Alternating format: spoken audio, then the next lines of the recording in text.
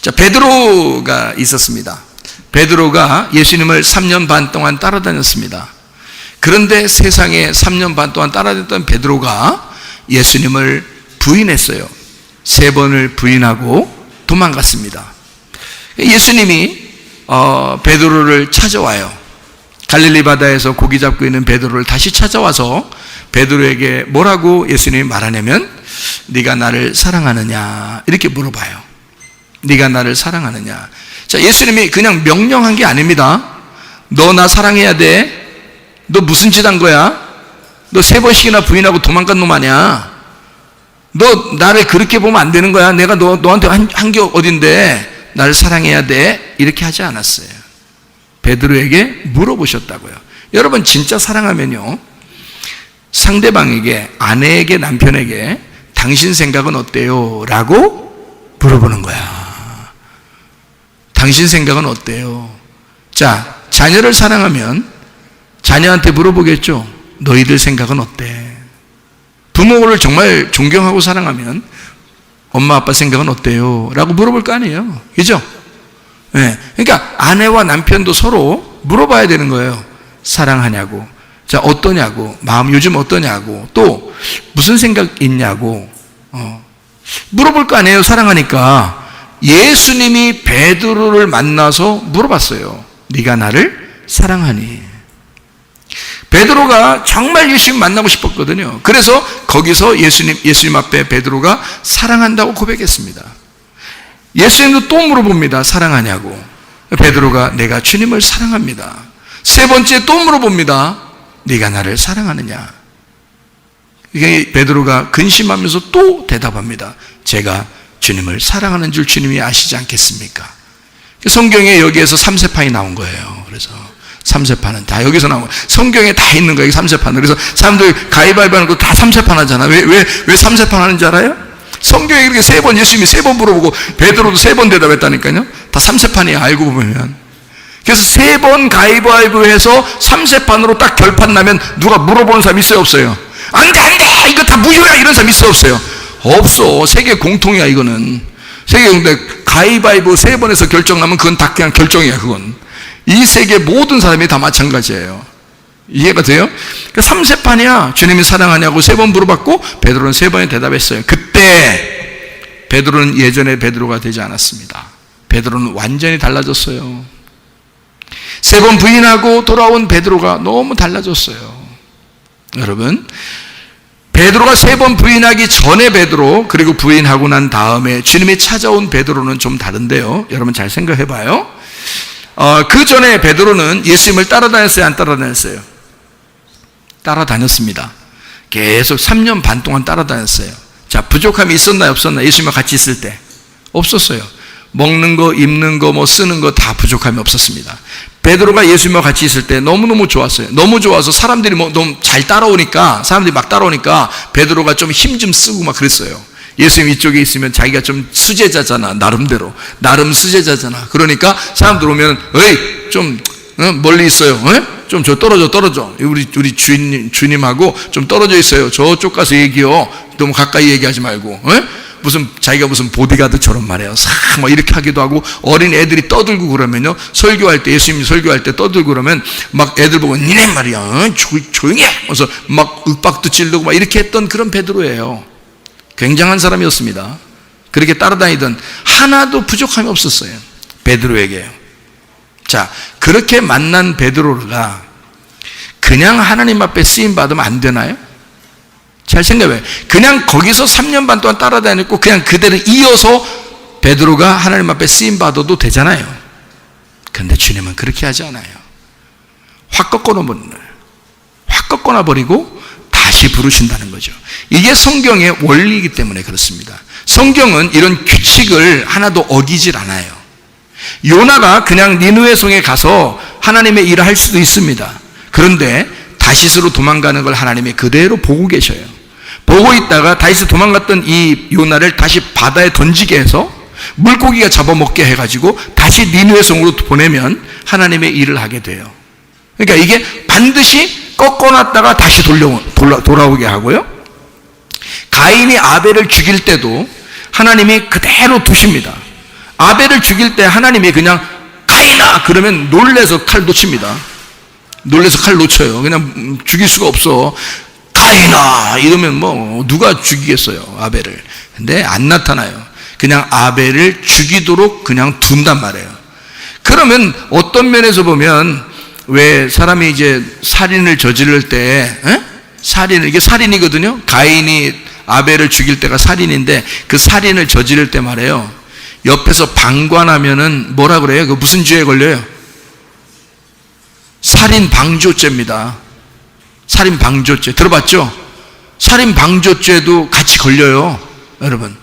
살인을 저지르고 있는데 옆에서 그냥 방조하고 있으면 살인 방조죄가 돼요. 살인하는 걸 도와줬다는 거예요, 그게. 자, 가인이 아벨을 죽이는데 하나님이 가만히 있었어, 알면서. 그러면 하나님이 뭐에 걸리는 거예요? 살인 방조죄에 걸리는 거예요. 성경이 그러네 또. 그 하나님도 죄인이야 그럼? 그렇게 따지면? 근데 하나님은 성경을 쓰실 때는 아담 때부터 말해요. 아담 때부터 계속 현대에 이르기까지 계속해서 이렇게 한풀 꺾여 나가는 것을 규칙으로 정해놓은 거예요. 그래서 사람이 두 번을 하나님 만나도록 만들어졌습니다. 두 번을 만나도록. 그래서 그거를 성경에서는 거듭남이라 그렇게 말하는 거예요. 거듭. 그러니까 두 번 태어났다라는 말이고, 부활했다, 죽음에서 부활했다 이렇게 하기도 하는 거예요. 그러니까 사람은 반드시 땅에서 먼저 태어나요. 그리고 한 번 죽어요. 그리고 하늘로서 한 번 태어나게 되는 거예요.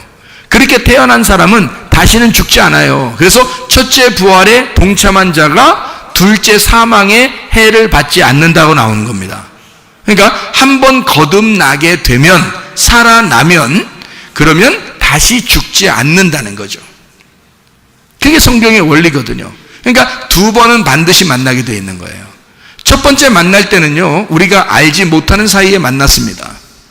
알지 못하는 사이에 만나서 우리는 하나님의 자녀가 됐어요. 그럼 여러분과 저만 하나님의 자녀가 된 게 아니라 교회 안 다니는 사람들도 하나님의 자녀가 되었습니다. 그들도 몰랐고 우리도 몰랐어요. 근데 우리는 교회에 와서 성경책에 쓰여 있는 대로 알게 된 겁니다. 그러니까 이건 교회 안 다니는 사람도 교회 다니는 사람도 하나님의 자녀라는 것을 분명히 여러분이 아셔야 되는 거예요. 우리는 똑같이 하나님의 자녀로 살아갑니다. 그런데 문제는 우리를 두 번째 부르시는 게 있다는 거죠. 그 두 번째 부르실 때는요, 그때는 하나님의 사역자로 부르십니다. 그 사역자로 부르실 때는 반드시 어떤 단체를 위해서 일하게 만들어요. 그게 어떤 단체냐? 어떤 사람은 다시 불러서 가정의 단체, 가족이라는 단체의 일꾼으로, 사명자로 쓰십니다. 어떤 사람은 교회 단체라는 것의 일꾼으로 쓰십니다. 어떤 사람은 나라의 단체에 대한 일꾼으로 쓰시기도 하고요. 어느 사람은 군대의 단체의 일꾼으로 쓰시기도 합니다. 직장의 단체의 일꾼으로 쓰시기도 하고 학교의 단체의 일꾼으로 쓰시기도 합니다. 그래서 각 곳마다 지도자가 있는 거예요. 각 곳마다. 여러분 가정에서도 여러분이 먼저 사명자로 하나님 앞에 부름받으면 여러분을 통해서 그 믿음이 전수되도록 합니다. 그게 사명자인 거예요. 다 부르는 거 아닙니다. 가족 중에서 다 부르는 게 아니라 어떤 한 사람을 선택합니다. 그래서 그 가정을 구원해버려요. 그 한 사람이 우리 가정에서는 우리 어머님이었어요. 우리 어머님이 전혀 믿음이 없는 가정에 시집을 와서 우리 어머님 한 사람이 이 가정, 시댁의 모든 사람을 한 사람도 빠짐없이 다 구원해버렸습니다. 이게 사명자라는 겁니다. 사명자. 가정에 부름받은 사명자. 그리고 목사님, 사모님으로서 사시다가 아버지가 돌아가시니까 사모님이 안 되잖아요. 목사가 있을 때 목사, 사모가 되는 거거든요. 근데 목사가 없으니까 사모가 될 수가 없죠. 그래서 그때는 선교사로 나가셨어요.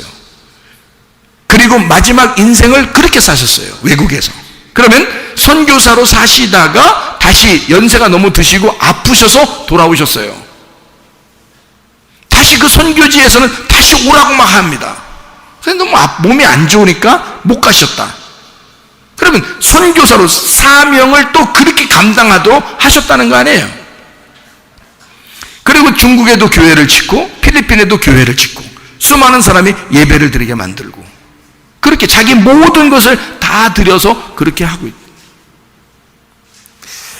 하나님의 인도하심이죠. 사명자라는 건요, 그냥 가만히 있는데 사명자 되는 거 아닙니다. 하나님이 부르셔야 되는 거예요. 하나님의 말씀을 통해서 여러분을 반드시 두 번의 부르심이 있어야 되고, 두 번째 부르심에는 어디든지 사명자가 되는데, 가정의 사명자로 부를 수도 있고요, 교회의 사명자로 부를 수도 있고요, 선교의 사명자로 부를 수도 있고요, 학교나 직장의 사명자로 부를 수도 있다는 겁니다. 이게요, 하나님의 부르심이에요. 그게 두 번째 만남입니다. 베드로가 두 번째 만났을 때 일을 하게 된 거죠. 첫 번째 만났을 때는 별 어려움 없었어요. 그냥 살았어요. 예수님과 함께 그냥 동행하고 살았는데 불편함 없었는데, 예수님이 죽으실 때 자기가 3번을 부인해서 예수하고 완전히 예수를 배반하고 예수와 떠났어요. 그게 자기로서는 죽음과 같은 거예요. 자기로서는 진짜 선악과를 먹어버린 거죠, 거기서. 그래서 예수님과 완전히 분리가 돼버린 겁니다. 얼마나 무섭겠어요. 얼마나 무섭겠어요. 그게 누구냐면 탕자예요. 탕자가 아버지를 떠나서 밖에 나가보니까 완전히 무서운 거예요. 자기를 알아주는 사람은 돼지밖에 없는 거야. 그래서 돼지랑 같이 먹다가 아버지를 생각한 거죠. 내가 이렇게 돼지 밥을 먹을 거냐? 아니면 하나님 아버지의 밥을 먹을 거냐? 해서 아버지 밥 먹고 싶어서 온 겁니다. 아버지 집에 다시 돌아온 게. 그때 아버지가 이제 네가 아버지 마음을 알겠느냐, 그런 거죠. 그래서 그 아들, 나갔다가 돌아온 그 아들에게 자기의 상속자가 되도록 합니다. 왜냐하면 그 아들은 아버지 마음을 알았다는 거죠. 그러니까 왜 나가는 걸 그대로 두고 나가서 돌아올 때 그때 받아주시느냐는 거지. 마찬가지예요. 여러분과 제가 한 번쯤은 인생에서 완전한 실패를 거둡니다. 완전한 실패와 어려움과 고통과 슬픔이 여러분 가운데 반드시 한 번쯤은 오게 돼 있어요. 그렇게 왔다면 여러분은 하나님이 부르고 싶어하는 사명자일지도 모릅니다. 이미 여러분은 그런 슬픔과 고통과 애통함이 없는 상태에서도 하나님은 우리를 부르셨어요. 그렇죠? 하나님이 이미 우리를 사랑하셨고 십자가 못 박혀 돌아가시고 우리를 구원하셨습니다. 그래서 하나님을 알게 했어요. 이렇게 주님 변함없이 불편함 없이 그냥 교회도 나오게 되고 예배도 드리게 되고 이렇게 살아가게 돼 있어요. 근데 큰 사명자가 아니면 두 번째 만남이 그렇게 필요한 건 아니죠. 그냥 이대로 양처럼 살다 가면 돼요. 근데 사명자들은 그렇지 않아요. 한번 꺾어 놓습니다. 성경의 원리가 그런 거예요. 그래서 꺾어요. 그래서 여러분이 내가 꺾였다 그러면 하나님 감사합니다. 저를 또 부르시는군요. 이렇게 해야지.